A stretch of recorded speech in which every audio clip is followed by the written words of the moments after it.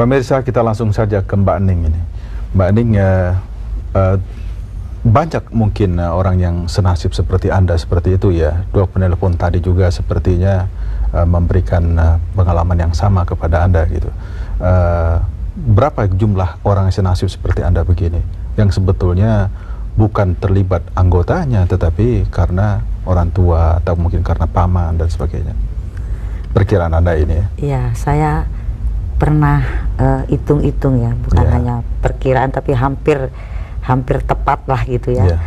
Itu kalau baru anaknya ya, anaknya aja ya, dari jumlah orang tuanya, dan saya pernah meneliti betul itu 15 juta lebih.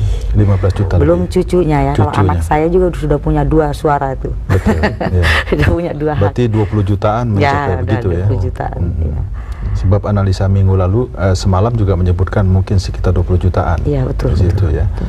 Dan dengan potensi sebanyak itu, apa yang Anda akan harapkan? Apakah benar tuduhan dari beberapa media hari ini menulis atau juga menyampaikan bahwa Anda berminat untuk membentuk partai yang berpaham komunis?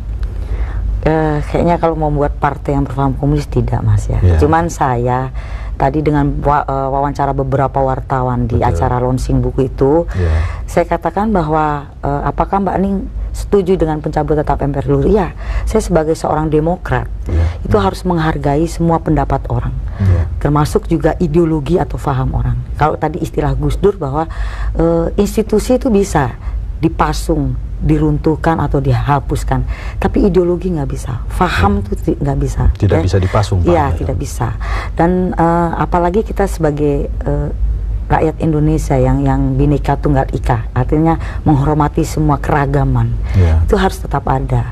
Jadi saya memang ditanyakan apakah setuju kalau itu PKI ada di Indonesia. Setuju aja, kenapa tidak? Dan itu harus tetap ada. Bahkan soal laku tidaknya dijual di depan rakyat, itu tergantung rakyat yang menilai apakah konsep dan program komunis di Indonesia ini masih laku atau tidak gitu kan. Anda akan melakukan itu apa tidak tuh kira-kira? Saya menghargai kalau itu ada, tapi kalau saya untuk ke sana membuat partai, wah sekarang apa kan ada peraturan kalau ada bikin partai harus duitnya banyak ya. Duit dari mana ini kalau mau bikin partai gitu.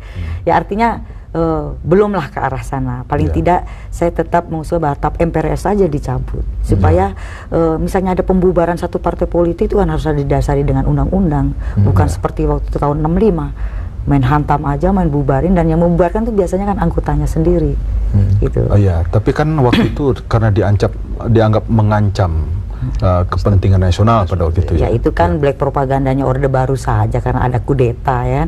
Mengancam dalam hal yang mengancam yang mana gitu kan. Kudeta itu menurut Anda seperti apa dalam catatan sejarah Anda itu? Ya setahu saya ya, karena waktu itu kekuasaan yang mau berkuasa Orde Baru waktu itu ingin menjatuhkan kekuatan Soekarno, karena waktu itu PKI lah partai yang terbesar, itu dihantam dulu supaya gampang untuk menggulingkan Soekarno. Itu kan satu kudeta, dan Bung Karno tidak pernah memerintahkan kepada Soeharto untuk menghabisi PKI dan membubarkan PKI, tidak pernah, dan itu tidak ada dalam undang-undang untuk membubarkan PKI hingga sampai sekarang.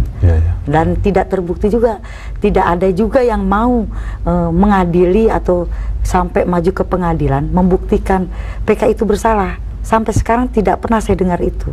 Hanya tetap yang digaung-gaungkan seolah-olah ini momok besar. Dan ini kan harus kita luruskan sejarah ini supaya tidak ada lagi rasa dendam, sakit hati.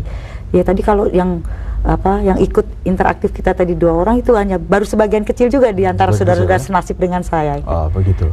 Pak Sifri, nampaknya akan semacam ada nuansa baru begitu ya. Menurut Anda apakah masih laku paham-paham seperti itu di Indonesia? Kalau paham ideologi, kita berbicara soal konteks ya. Konteks.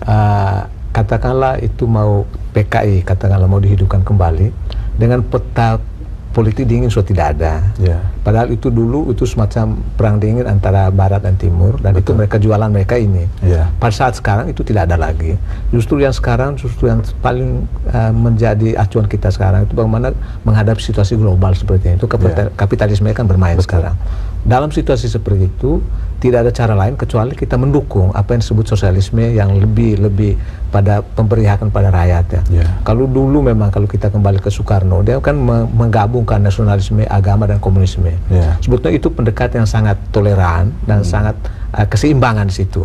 Dan kalau kita bicara soal ideologi komunis, itu sama saja kita bicara dengan trauma-trauma pada saat lalu di mana negara kita menjadi ancaman. Artinya memang Anda juga sependapat kalau komunis itu sudah tidak berhasil. Sudah gagal dia. Gagal dia mensejahterakan rakyat begitu ya. Dalam membawa keadilan, kebenaran, dan kesejahteraan itu sendiri.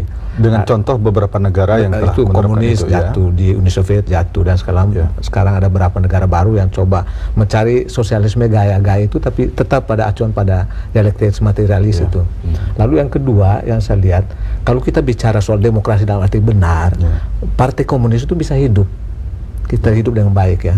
Itu tapi kalau demokrasi berjalan baik, seperti negara-negara barat, demokrasi berjalan baik dan komunis berjalan, dan itu pilihan. Ini wacana, dia mau pilih A atau B.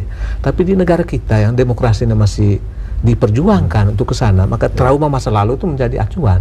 Dan terjadi perseteruan internal pada saat kita, katakanlah partai yang berbasis komunis itu digerakkan, itu dia menjadi hantaman oleh orang-orang yang masih trauma dari masa lalunya. Akhirnya dia tidak akan berkembang dengan baik. Persis. Itu.